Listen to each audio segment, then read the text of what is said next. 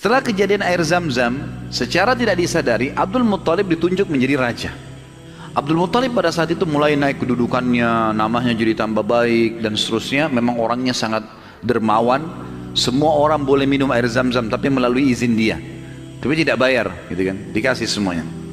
Abdul Muttalib mulai berpikir, waktu dia tadi punya anak satu, namanya Harith. Kayaknya kerepotan, gak ada yang bisa bela dia. Dan seorang raja, salah satu kebanggaannya kalau punya keturunan banyak. Maka dia pada saat itu berazam, bernazar, ya, kalau Allah memberikan dia anak laki-laki yang banyak, jumlahnya mencapai 10, dia akan menyembelih salah satunya, dikorbankan di depan Ka'bah untuk Allah. Nggak ada dalam syariat Nabi Ibrahim alaihissalam. Ini ijtihadnya, upayanya Abdul Muttalib. Subhanallah, berjalan waktu, istrinya melahirkan, punya anak 16. Anaknya Abdul Muttalib 16, 10 laki-laki, 6 perempuan. Laki-laki yang 10 ini, jadi dari 10 ini kita bagi 6 ini meninggal sebelum masa kenabian, 4 mendapatkan masa kenabian. Dari 10 anak Abdul Muttalib yang laki-laki, ada 6 yang meninggal sebelum fase kenabian, sebelum penobatan Nabi SAW menjadi Nabi. Ini paman-paman Nabi semua ya. Dan ada 4 yang mendapatkan fase atau masa kenabian. 6 orang yang tidak dapat masa kenabian ini tentu dimulai dari Harith tadi, anak pertamanya Abdul Muttalib. Kemudian tentu ada beberapa nama ya, saya sebutkan Harith, Dirar, Hijir, Muqaddam, Zubair. Dan yang keenam Abdullah, ayahnya Nabi SAW. Abdullah ini sebenarnya anak paling bungsu dari Abdul Muttalib, anak ke-10. Anak ke-10 dari 10 anak laki-lakinya ya. Maka 6 orang ini meninggal sebelum masa kenabian. Harith, Dirar, Hijir, Muqaddam, Zubair dan Abdullah. Dan ada 4 orang hidup sampai masa kenabian. 2 beriman, 2 kafir.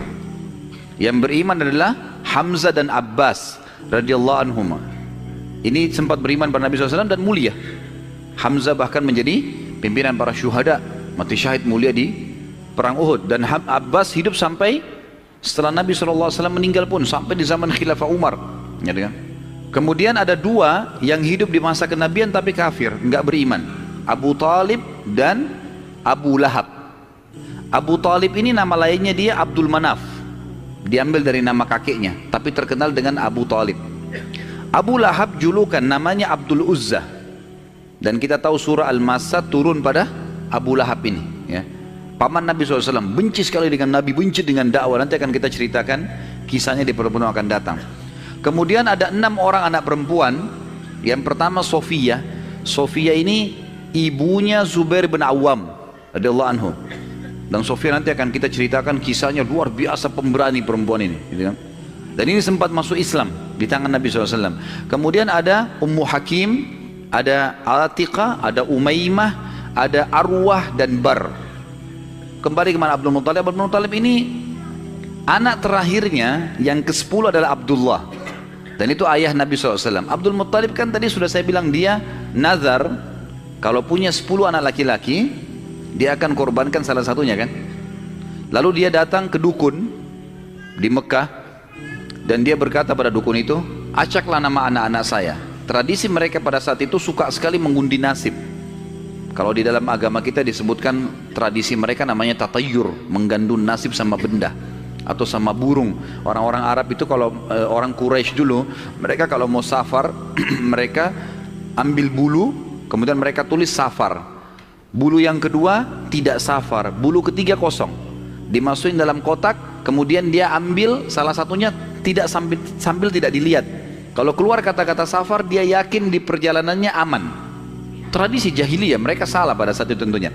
Kemudian kalau keluar tidak safar, mereka tidak boleh safar. Kalau mereka safar berarti kena musibah. Kalau keluar bulu yang tidak ada tulisannya, maka dia ulangi. Ada cara yang lain sampai dapat safar atau tidak safar ya.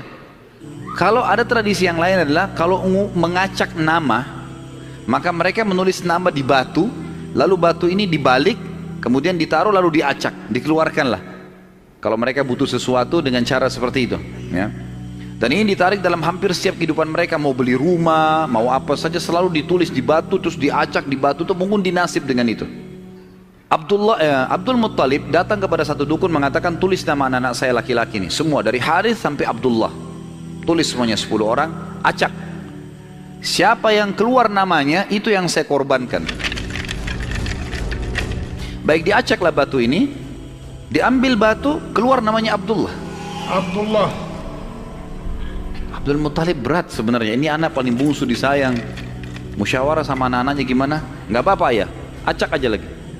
Acak lagi, yang kedua kali namanya Abdullah lagi. Sampai 3 kali. Namanya Abdullah terus yang diambil, keluar. Padahal ini batu diacak 10 nama. Ya Rabbal Ka'bah, innahu al-ahabbu ila qalbi. ابن أختنا أجمل فتى في قريش. عبد الله، هلم يا ولدي لأذبحك بين إساف ونائلة. إنه النذر يا بني، وسوف أفي بنذري. والله إن فناء نفسي أهون علي، ولكنه النذر يا بني. Dibawalah Abdullah ini ke depan Ka'bah, ditaruh di atas sebuah batu. Biasanya mereka taruh di situ sembelihan, taruh kambing, taruh apa, dipegang di atas batu itu, baru mereka sembelih untuk berhala-berhala gitu kan. Ditaruhlah Abdullah, mau disembelih sama dia. Ikat tangannya, ikat kakinya, angkat pedang, mau disembelih.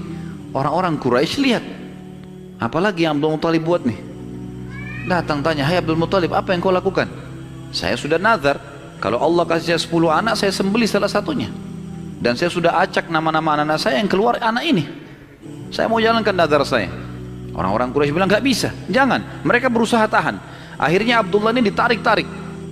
Sampai akhirnya, karena ditarik-tarik, ada orang Quraisy yang sempat menarik bagian badannya dan ada yang menarik kupingnya, sampai kuping Abdullah itu sempat luka. Maka ada julukan sendiri, dikatakan Abdullah yang luka kupingnya gitu. Ayah Nabi SAW. Pada saat itu orang-orang Quraisy mengatakan, wahai Abdul Muttalib, sadarlah, kalau kau lakukan ini sementara kamu adalah tokoh masyarakat di Mekah, maka akan menjadi sebuah tradisi nanti ini. Akhirnya setiap orang punya 10 anak laki-laki, 1 disembelih. Dan apa kenikmatannya orang kalau sudah punya anak disembelih gitu? Jangan dilakukan. Mari kita berhukum lagi.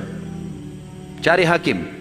Kembali kepada wanita dukun di Madinah, suku Sa'idah tadi, yang tadi pada saat pertama mau cari air Zam-Zam, mau miliknya siapa air Zam-Zam, kan mereka ke Madinah, tapi dukunnya kan pergi ke Khaybar, nggak ketemu, tidak sempat ketemu. Akhirnya dapat air dari telapak kaki untanya Abdul Muttalib. Sekarang nggak, mereka pergi lagi ke sana ke Madinah, ketemu sama dukun itu. Baik, pada saat itu teman-teman sekalian, dukun ini tanya, berapa dia itu denda? Berapa dendanya orang di Mekah Quraisy kalau ada yang membunuh? Kata Abdul Muttalib, 10 ekor unta. Jadi kalau orang membunuh, supaya dia tidak dibunuh, dia harus bayar ke walinya orang yang dibunuh 10 ekor unta. Kata si dukun, tulis namanya Abdullah di batu, tulis juga 10 ekor unta di batu yang lain. Balik acak. Waktu diacak, kata dukunnya, kalau keluar namanya Abdullah, supaya Abdullah selamat, tambah batu yang ketiga, tulis 10 ekor unta lagi sampai Abdullah selamat. Kalau keluar nama unta, nah baru untanya, baru Abdullah selamat. Ditaruh batu 10 ekor unta sama Abdullah, diacak namanya Abdullah keluar, tambah batu 20 ekor unta sekarang, 10, setiap batu 10 ya, 10 ekor unta batu kedua, keluar lagi namanya Abdullah.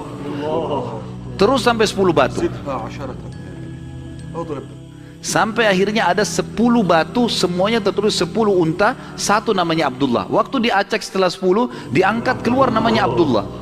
Abdul Muttalib bilang, saya nggak percaya, saya belum puas nih. Coba acak lagi, diacak lagi, diambil unta sampai 3 kali. Kata Abdul Muttalib, baiklah, kalau begitu saya akan sembelih 100 ekor unta.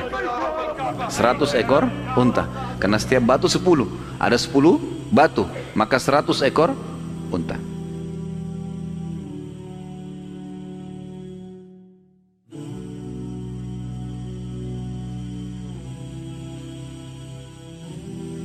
Pada saat itu akhirnya dengan kejadian ini Abdullah selamat dari sembelihan atau dikurbankan.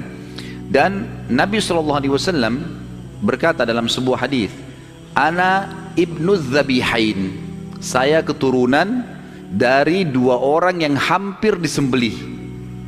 Ismail alaihissalam oleh ayahnya Ibrahim dan Abdullah oleh ayahnya Abdul Muttalib.